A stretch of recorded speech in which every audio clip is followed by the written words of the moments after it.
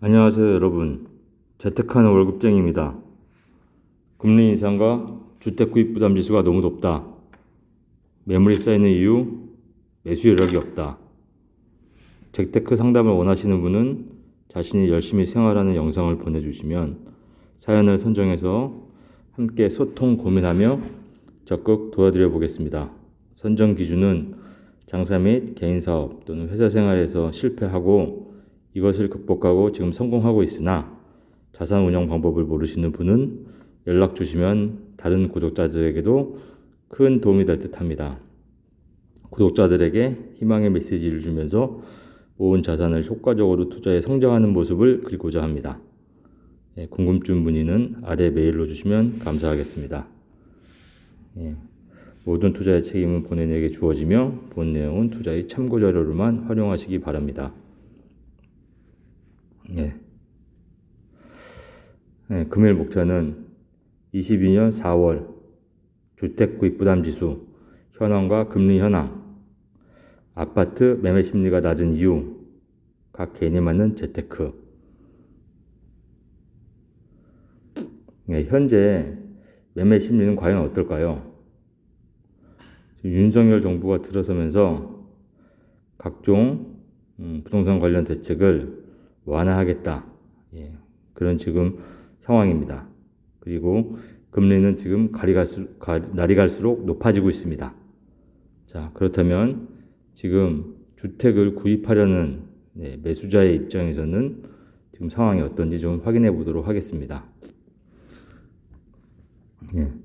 현재 매매 심리 지수, 이것을 나타내는 매매에 대한 구매 여력을 나타내는 지수입니다. 이것을 주택 구입 부담 지수라고 합니다. 주택 구입 부담 지수. 주택 구입 부담 지수는 지금 현재 역대 최고의 가계 경제 부담을 나타내는 주택 구입 부담 지수를 나타내고 있습니다. 주택 구입 부담 지수가 현재 전국적으로 83.5입니다. 21년 4쿼터 기준입니다. 지금 계속 이렇게 주택 구입 부담 지수가 올라가고 있죠. 자, 그러면 주택 구입 부담 지수가 83.5라는 것은 무엇을 나타내냐?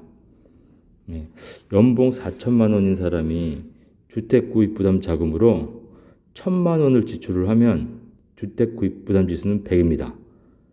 그러니까 지금 전국적으로 약 4천만 원인 사람이 주택 구입 부담 하는데 원리금 상환으로 약 한 1,000만 원 정도를 사용하고 있다. 정확하게 하면 835만 원이죠. 835만 원을 사용하고 있다. 그렇기 때문에 지금 소득의 약 한 25% 정도를 쓰고 있는 겁니다. 굉장히 높은 거죠. 지금 2020년 1쿼터부터 지금 21년 4쿼터까지 보면은 계속 상승하고 있습니다. 역대 어느 때보다 2008년, 9년, 7, 8, 9년도 이때도 높았죠. 이때도 굉장히 집값이 높을 때입니다. 그때를 지금 훨씬 뛰어넘었습니다. 그렇기 때문에 지금 대출이 안 해주는 그 영향도 있고 또 이렇게 주택을 구입하는데 지금 너무 부담이 많이 가 있습니다. 그러니까 주택을 구입할 수 있는 지금 소비 여력이 없는 것입니다. 그것이 지금 주택 가격이 정체되어 있는 가장 큰 원인입니다. 윤석열 정부가 부동산 각종 대책을 지금 완화한다고 하고 대출을 완화한다고 하고 이렇게 하는 것은 정말 잘못된 방향인 것 같습니다. 이렇게 주택 구입하는데 부담이 지금 많은 상태에서 계속 지금 대출을 내주고 모든 완화 정책을 풀어서 가계 부담을 높이면 금리가 높아지는 상황에서 이것은 정말 끝없이 올라가게 됩니다. 완전 거품이 형성되는 아주 중요한 원인이 됩니다. 자, 그러면 지역별로 좀 보겠습니다. 지역별로 보면은 서울 지역을 보시죠. 서울 지역은 지금 거의 200입니다. 199. 서울은 199. 경기도도 113입니다.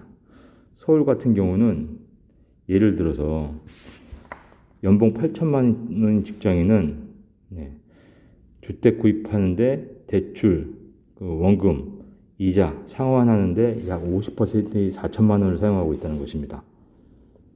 제가 생각할 때는 3인 가족, 4인 가족이 연봉 8천만 원인데 4천만 원을 주택 구입 부담하는데 주택 구입 부담 지수를 사용하고 있다면 생활이 안 될 거라고 생각이 됩니다. 제가 지금 4인 가족인데 저도 연봉이 지금 1억 3천이지만 이것저것 하고 정말 저희는 제가 이렇게 큰 뭐 부를 이루고 경제적 자유를 이루었지만 제 가족들도 제가 이렇게 큰 성과를 이루었는지 지금 모르고 굉장히 겸손하게 절약하면서 살고 있는데도 절약을 못합니다. 그냥 근로소득은 소비하는 데만 다 사용한다고 보면 됩니다. 그렇다고 절대 저희가 사치를 하거나 그런 가족이 아닙니다. 그래서 역으로 생각해 보면 이렇게 주택 구입 부담 지수가 서울이 199란 거는 일반 소시민, 일반 중산층도 절대 아파트를 살 수 있는 그런 지금 구매 여력이 없다. 이것은 작년 21년 4분기 때 데이터인데도 그때는 금리가 0.75%였습니다. 지금 22년 4월 어제 기준으로 하면 금리가 1.5%까지 올라왔죠. 금리가 지금 2배가 됐습니다. 금리가 2배가 됐기 때문에 지금 22년 1분기로 하면은 주택 구입 부담 지수가 서울 같은 경우는 분명히 199에서 아마 210 정도까지 올라갈 겁니다. 그렇다는 얘기는 금리만 계속 올라가도 주택 구입 부담 지수가 높아지기 때문에 원리금 상환액이 높아지고 소득에서 원리금 상환하는 금액으로 납부해야 될 게 많다는 얘기입니다. 지금 현재 주택을 살 수 있는 여력이 없습니다. 이런 상황에서 정부에서 모든 대출을 풀어주고 금리가 올라가는데 무작정 대출을 받아서 소시민들, 중산층들이 집을 사게 하는 것은 굉장히 좀 위험한 발상인 것 같습니다. 거품을 더 키우는 그런 결과가 되겠죠. 그러면 연도별로 주택 구입 부담 지수를 한번 보겠습니다. 가장 집값이 높았던 작년 8월달 그리고 2007년도, 8년도 이때도 가장 높았죠. 전국적으로는. 그리고 가장 낮았던 때 2012년 4월달 이때의 데이터를 좀 보도록 하겠습니다. 이때 데이터를 보면은 2007년이죠. 2007년에도 집값이 높을 때인데 이때 서울이 약 160이었습니다. 지금은 200이죠. 그때보다도 약 20%가 높습니다. 그러니 이 주택 구입 부담 지수라는 것은 비율입니다. 역대 어느 때보다도 지금 가계의 부담이 높은 상태라는 것을 알 수 있습니다. 그때 전국 평균이 73이었는데 지금 전국 평균이 83.5죠. 그때보다 훨씬 높죠. 완전히 지금 거품이라는 얘기입니다. 정말 가게에서 버티기 힘들다. 이런 상황에서 모든 부동산 대책들을 다 완화해서 대출도 풀어주고 집값이 올라가서 가게가 더 부담이 되면은 이것은 나중에 거품이 꺼지기 시작하면 정말 걷잡을 수가 없습니다.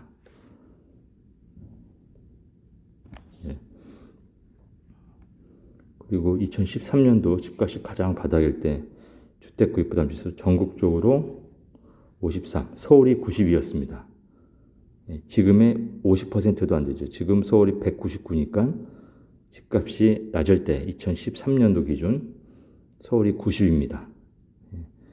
4천만 원인 연봉이 8천만 원인 사람은 이 주택 구입 부담하는데 약 한 1,800만 원 정도만 원리금 상환을 했었을 때입니다. 굉장히 삶이 여유롭겠죠.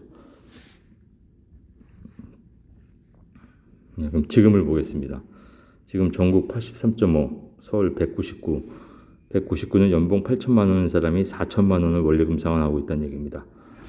30년 내 역대 최고의 주택 구입 부담 지수죠. 정말 집 가게에 엄청난 지금 압력을 주고 있습니다. 이것이 바로 지금 집값이 못 오르고 있는 가장 큰 원인입니다. 지금 대출도 대안하고 있고 집값이 너무 고평가되어 있어서 가게에서 더 이상 부담할 수 있는 능력이 없다. 고점이라는 의식이 팽배했다는 그런 증거죠. 그러면 지금 어제 금리가 또 0.25% 올라가서 지금 대한민국 금리가 1.5%입니다. 금리가 계속 오르게 되면 아무것도 하지를 않아도 주택 구입 부담 지수는 계속 올라가게 되어 있습니다. 그래서 만약에 금리가 지금 1.5%인데 미국 금리가 0.25%고 미국 금리가 올해 한 5번, 6번 정도까지 올린다고 하면 미국이 약 2.5%, 저희가 약 올해 말 미국이 약 1.75, 대한민국이 약 2.25에서 2.5까지 가게 되고 내년이면은 미국이 2.5%, 우리가 약 3에서 3.5%, 올 연말까지만 생각해더라도 주택 구입 부담 지수는 계속 올라가게 되어 있습니다. 주택을 구입할 수 있는 여력이 없죠. 금리가 올라감에 따라서 주택 구입 부담 지수는 그냥 올라가게 되어 있습니다. 금리가 높아지기 때문이죠. 그렇기 때문에 지금 대출을 풀어주거나 너무 부동산 완화 대책을 쓰게 되면 거품을 계속 키우는 거기 때문에 정부에서도 지금 고민을 하고 있을 겁니다. 무작정 풀어주지 않고 DSR을 유지하고 어느 정도 속도를 조정하겠죠. 그러면 어제 금리가 올라갔는데 금리와 우리 생활과의 관계를 좀 간략하게 정리를 해보았습니다. 역대 금리와 실제 자산들의 변화입니다. 금리가 떨어지면 금값은 올라갑니다. 금리가 떨어지면 금값은 올라가죠. 그래서 여기서 알 수 있는 것은 금리가 오를 때 금값은 떨어집니다. 즉, 지금 금리가 오르는 시기에는 금을 어느 정도 정리를 해서 현금화하는 것이 중요합니다. 그리고 주가와 금리와의 관계. 보면 실질 금리가 올라가는데 주가가 올라가고 실질 금리는 떨어지는데 주가가 올라갑니다. 이 얘기는 주가는 금리보다는 경제 상황과 밀접한 관련이 있습니다. 금리가 올라가도 산업이 활성화되고 경제 상황이 좋으면 금리와는 무관하게 주가는 올라가는 경향이 많습니다. 그렇기 때문에 여러분은 실제 주식을 투자하시는 분들은 기업의 가치 분석에 좀 많이 집중을 하셔야 될 것 같습니다. 그리고 금리와 환율과의 관계. 미국이 기준금리를 인상하면 우리나라 원달러 환율이 인상이 되게 됩니다. 그래서 이를 방어하기 위해서 국내에서도 기준금리를 인상을 하게 됩니다. 그렇게 되면 대출금리, 예금금리가 인상이 되고 국내 경기는 위축이 되게 됩니다. 따라서 지금 이것이 금리와 원달러 환율과의 관계입니다. 검은색이 금리입니다. 금리가 떨어지면 원달러 환율도 떨어지고 금리가 올라가면 원달러 환율도 올라가는 그런 관계죠. 즉 결론적으로 얘기하면 수출이라는 팩터를 제외하게 되면 미국 금리가 올라가면 달러의 미국 쏠림으로 달러 부족이 발생해서 원화 가치 하락으로 환율이 올라가게 됩니다.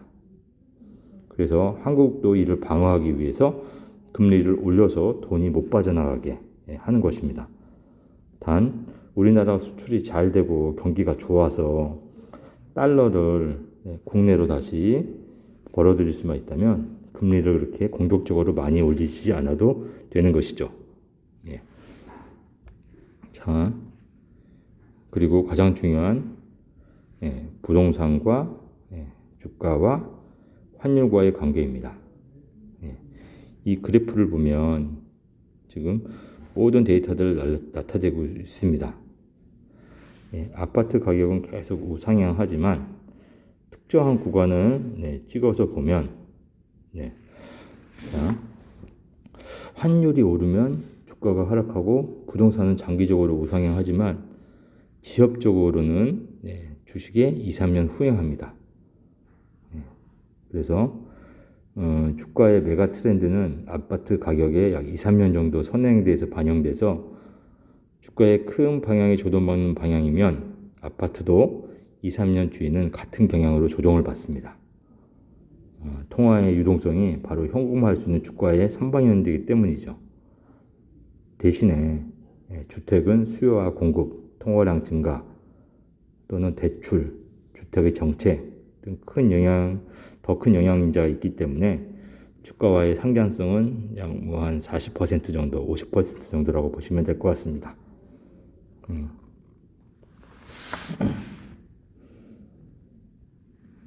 그러면 앞에서 설명한 내용을 좀 전체를 정리를 해드리면 간단하게 미국 금리가 인상되고 그러면 환율이 인상되기 때문에 한국 금리도 인상을 시켜야 됩니다. 한국 금리가 인상이 되고 미국 금리가 인상이 되면 금값은 떨어지게 됩니다. 금값은 떨어지게 되고 대신에 한국의 금리가 인상되기 때문에 예금 금리와 대출 금리도 인상이 되게 됩니다. 하지만 부동산은 장기적으로 우상향하지만 금리 외에도 공급 대책 또는 부동산 정책, 대출 여러 가지 종합적으로 판단을 해야 되기 때문에 실제 금리와 또 물가 상승 이것만으로는 판단할 수 없습니다. 대신에 약 한 30-40%의 상관성은 있겠죠. 따라서 돈의 가치가 올라가서 물가가 오르지 못하면 안정이 되게 됩니다. 그래서 금리를 올리는 것이죠. 자, 그러면 결론을 말씀드리도록 하겠습니다. 금리 상승기에 자산을 늘리기 위해서는 저희가 해야 할 일, 금을 가지고 계신 분들은 어느 정도 금을 좀 정리를 해서 비중을 좀 줄여서 현금화해야 됩니다. 그리고 미국 금리가 상승하면 달러 가치가 상승하므로 달러 보유량을 늘리는 게 좋겠죠. 금리가 상승하면 산업 활동이 불황이면 주식은 하락하므로 주식 보유량을 좀 줄이는 것이 좋습니다. 대신에 금리가 올라가면 돈의 가치가 상승하는 거기 때문에 최대한 예금의 비중을 늘리고 예금에서 예금 이자를 받으면서 그 예금을 담보로 해서 투자처가 나오면 예금 담보 대출로 투자를 하는 그런 방법이 아주 올바른 방법입니다. 부동산은 대출, 공급 대책, 금리 변화, 유동성, 조세 정책 등 매주 분석하며 부동산 시장의 심리를 파악하고 2, 3개월 지속 상승의 변화가 보이면 무주택자의 내지 마련은 좀 추천하는 편입니다. 대신 금매로. 그리고 다주택자는 취득세와 보유세를 정책을 보면서 추가 매수를 결정을 해야 될 듯합니다. 예를 들면 임대사업자 대출 부활 등이 되면 좋은 기회가 되겠죠. 그리고 주식은 기업 가치에 의해서 결정되므로 금리 및 환율에 동요되지 말고 철저한 기업 가치 분석으로 접근을 해야 됩니다. 자, 그렇다면 한번 예를 들어 보겠습니다. 이거는 제가 활용하는 예인데요. 저 같은 경우는 예금 지금 작년에 제가 다주택자 포지션에 작년 8월에 최고가일 때 아파트를 한 채를 매도를 했죠. 그래서 지금 예금을 보유하고 있고 그 예금으로 약 3%짜리의 예금을 가입을 했습니다. 자, 3%짜리 예금을 가입을 하고 있는데 제가 예측한 대로 삼성전자의 주가가 계속 떨어지고 있어요. 지금 9만 최고 약 9만 원까지 갔다가 지금 6만 7천 원 25% 정도 지금 하락을 했죠. 25% 정도 하락을 했습니다. 그래서 제가 계속 보고 있던 주식이 삼성전자입니다. 근데 삼성전자는 과거 10년을 보면 계속 우상향으로 성장을 하는 대한민국 대표 우량 기업이죠. 왜냐하면 제가 이 회사에 대해서 잘 알기 때문이다. 관련 업종에 제가 23년 근무를 했기 때문에 이 회사에 대해서는 제가 누구보다 잘 알고 있기 때문에 저는 이렇게 생각을 했습니다. 삼성전자는 과거 약 10년 동안 주가가 4배 상승하는 우상향을 하고 있으며 미래의 먹거리 확실하고 또 수익 구조도 탄탄하며 펄을 비교했을 때 저평가되어 있고 매출, 순이익 구조에서 지금 지속 성장하고 있어서 어떤 대외적인 이벤트가 나와서 하락이 되게 되면 투자 타이밍을 잡으면 되겠다. 그렇게 판단을 하고 있었습니다. 그래서 예를 들어서 예금이 뭐 1억이 있든 10억이 있든 있을 경우에 현 삼성전자는 하지만 이슈가 있다. 파운더리 수율 이슈, 미래를 좌우하는 아주 중요한 이슈죠. 갤럭시 GOS 사태는 어느 정도 해결이 됐고 상속세를 납부해야 되는데 지금 홍라희 여사님께서 지분을 계속 매각을 하고 있죠. 그러면서 지금 주가가 떨어지고 있고 그 아파트 하반기 메모리 가격 하락 등이 있기 때문에 지금 9만 원에서 25% 하락한 지금 67,500원입니다. 그래서 저는 67,500원에 분할 매수를 결정을 했습니다. 그래서 전체 예금이 예를 들어서 10억이 있다. 10억이 있으면 일단 10억에 약 3%인 3천만 원 정도를 일단 67,500원에 매수를 합니다. 지금 이것은 1억이 있는 경우, 약 1억이 있는 경우는 2천만 원, 2천만 원으로 67,500원에 300주를 매수를 하게 됩니다. 그러면 이 삼성전자는 한 주당 배당금을 줍니다. 그래서 예를 들어서 제가 예금이 1억이 있으면 2천만 원으로 67,500원에 300주를 사게 되면 예금 담보 대출 금리가 2.5%입니다. 예금 담보 대출 금리가 2.5%인데 이후 10% 하락 시마다 계속 2천만 원씩 추가 매수를 하게 됩니다. 그러면 이 이자가 지금 계속 나가고 있죠. 이자가 2.5%씩 예금에서 담보대출을 뺐기 때문에 그럼 이 2.5%를 어디서 이렇게 상환을 하냐? 그것은 삼성전자는 분기별로 주당 360원의 배당금을 줍니다. 그러면 1년에 360원씩 4번을 주고 67,500원에 매수를 했기 때문에 약 1.9%, 가격이 계속 떨어지게 되면 약 1.9에서 2.5%에 해당하는 예금 담보 대출 이자가 이 배당금으로 받을 수 있습니다. 이 배당금으로 예금 담보 대출 이자를 상환을 하는 것이죠. 그리고 계속 삼성전자를 보유하고 버틸 수 있는 힘이 생기는 겁니다. 이것은 100% 성공하는 투자죠. 왜냐? 과거 30년 데이터를 봐도 삼성전자는 계속 우상향을 했습니다. 이렇게 되지만 내가 비록 이런 시점에서 사서 이렇게 떨어지지만 이때에 발생하는 은행 담보대출 이자는 배당금으로 갚을 수 있는 것입니다. 그래서 이렇게 올라갈 때까지 기다릴 수가 있는 것이죠. 이것이 100% 수익을 얻는 그런 투자입니다. 이건 한 가지 예를 든 것이죠. 이렇듯 예금을 활용해서 부동산 투자도 똑같이 할 수 있습니다. 예를 들어서 경매 물건을 아주 싸게 낙찰을 받아서 그것을 예금담보대출로 대출과 예금담보대출로 경락자금대출과 예금담보대출로 소유권을 확보한 다음에 예를 들어서 그 물건을 전월세라든지 또는 월세로 놓으면서 이자를 감당할 수 있다면 버틸 수 있는 힘이 되는 것이죠. 이것을 잘 활용하시기 바랍니다. 오늘 내용도 도움이 되셨다면 구독, 좋아요 부탁드립니다. 감사합니다.